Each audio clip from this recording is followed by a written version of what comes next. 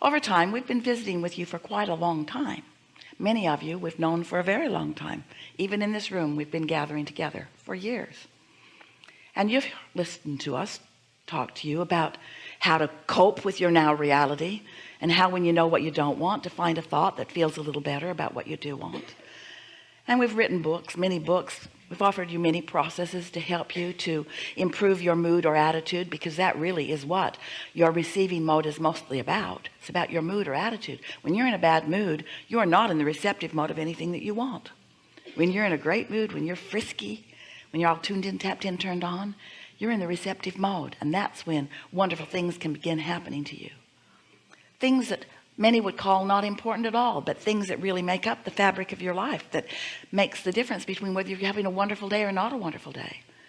The other day, Esther decided to move some furniture around in her house, and it's heavy, so she called 2 men in a truck.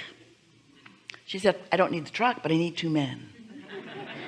So these young men came over, and Esther had it all planned out in her mind. That over there, and that over there, and that over there, and that over there, and that over there. And they said, that's it. And Esther said, maybe. That might be all that it is.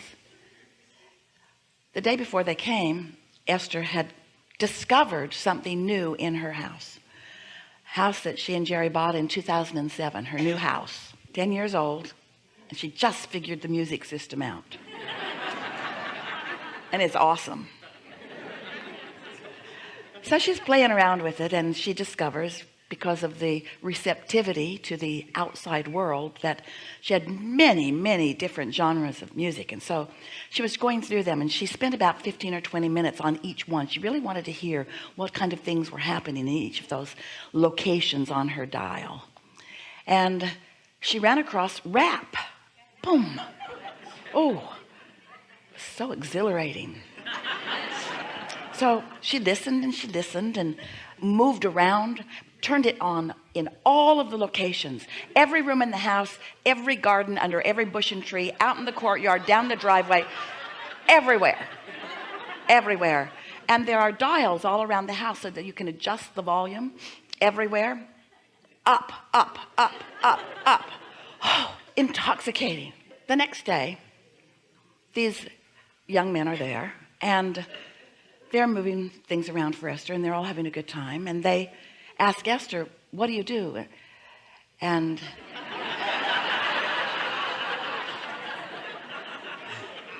the young man said that he was going to go back to Alabama. And Esther said, why? And he said, because I'm a rapper.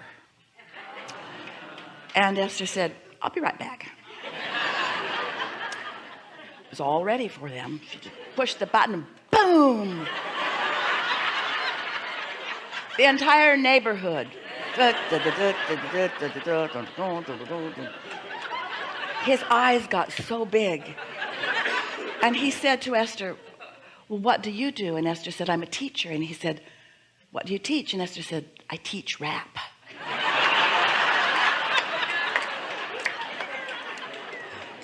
And then she admitted that she didn't teach it. She just really liked it. And then they had a wonderful conversation. And then she signed a book and gave it to him, and signed another book and gave it to him. And they had this wonderful conversation.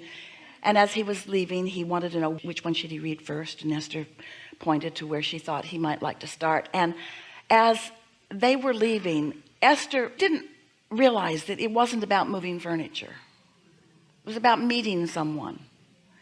It was about thoughts turning to things, thoughts turning to things, thoughts turning to things, thoughts turning to things, getting ready to be ready, to be ready, to be ready, to be ready, to be ready, to be ready.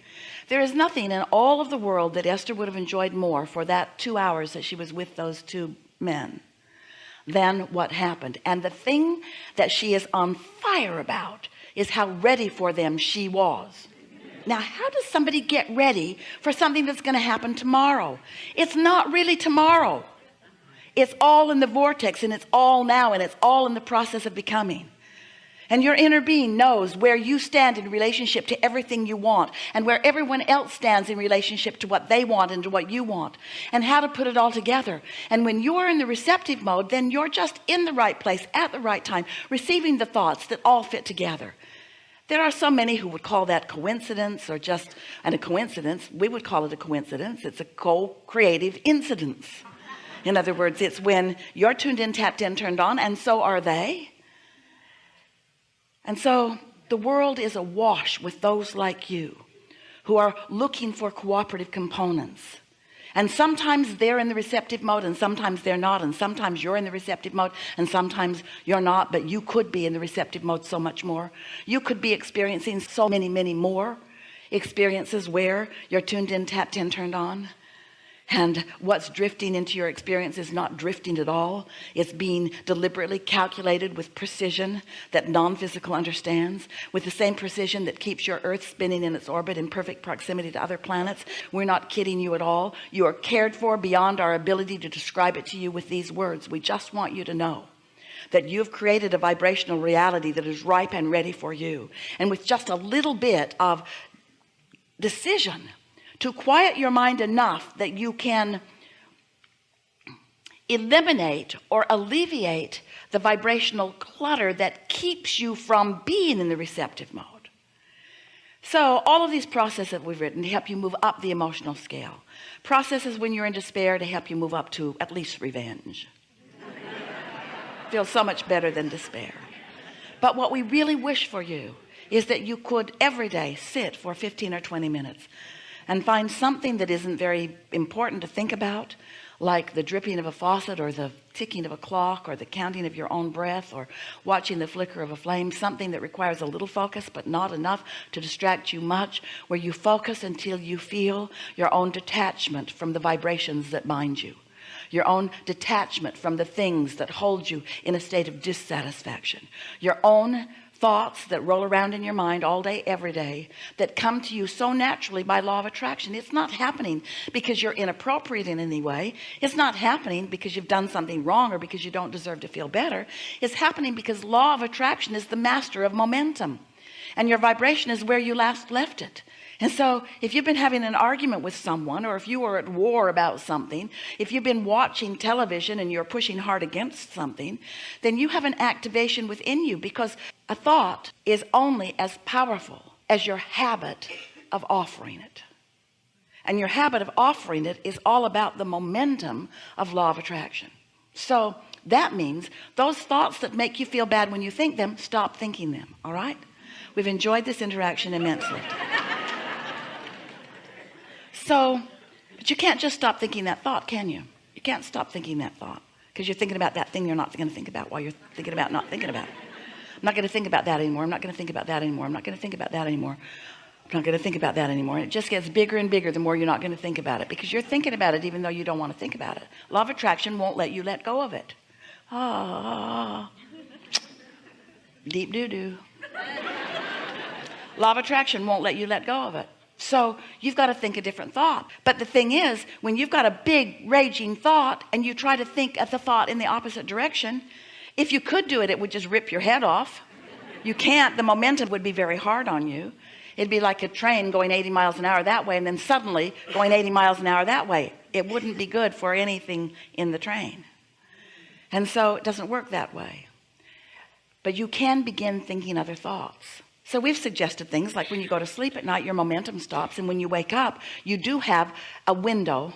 It's about 2 seconds, a window where you can choose a different train of thought, but you usually don't. You usually wake up, look around, get reminded about what is, and go right back to that vibration pattern.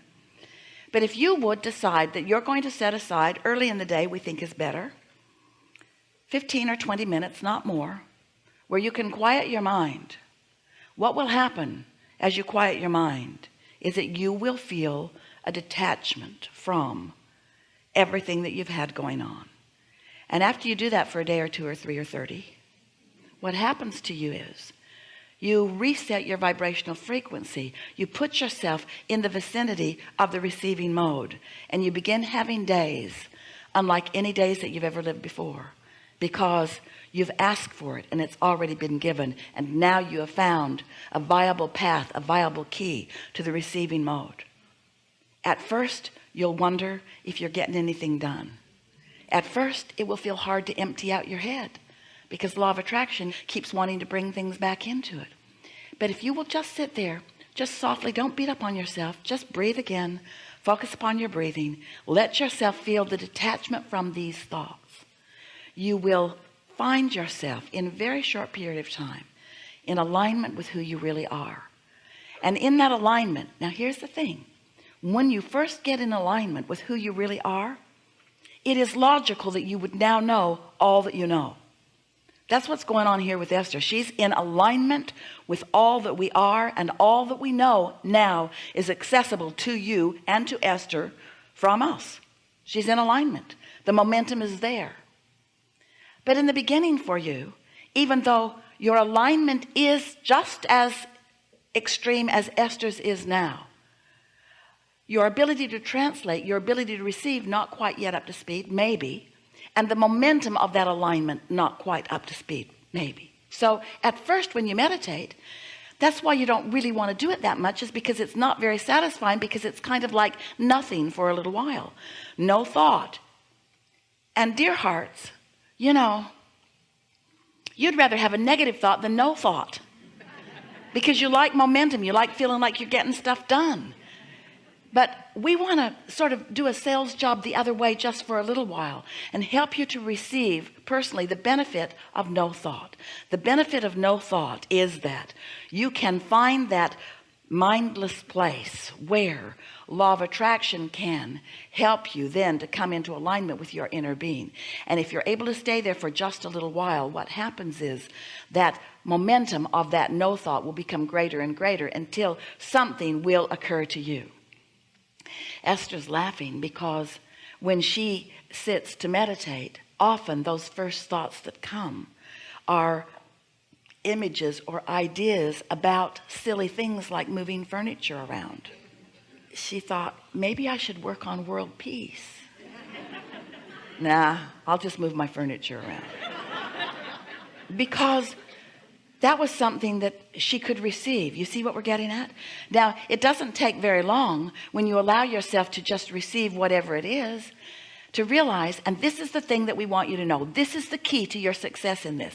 And oh, we can tout the benefits of it all day long, and we usually do, and we think you get that. But this is how you know that you are in the receiving mode and that it's of benefit to you. You feel satisfaction in being there. And that satisfaction might just feel like ease and calm, or it might feel like off-the-wall enthusiasm. And ease and calm is perfect alignment, and off-the-wall enthusiasm is also perfect alignment. But what's the difference between off-the-wall enthusiasm and that feeling of peace and calm and ease? It's just momentum. So if you get there and you allow yourself to stay there, law of attraction will bring you more and more and more and more momentum. And so those vibrations at first will be feelings. They might even be images for many of you, but they will be satisfaction. If you'll just try it for a week or so, you will feel satisfaction. And then if you keep it up, oh, then you've been meditating, you received that feeling, and now your thoughts are beginning to flow, and now your timer goes off. Esther sets a timer because she really doesn't want to give more than 15 or 20 minutes to this. Sometimes it takes 14 minutes to get there, depending on what's going on in your mind. But then if you begin the day like that, what begins to happen is through your day you will begin to notice better timing than you've ever lived, more ideas coming into your mind, more ideas occurring to you. And you may be tempted to say, oh, I thought the best thought. Or you might say, I had the best idea. And then in time you'll begin saying, I received the best idea. I'm in the receiving mode, because your inner being knows where you stand in relationship to everything you want, and knows, and here are the operative words, knows what your path of least resistance is to get you there.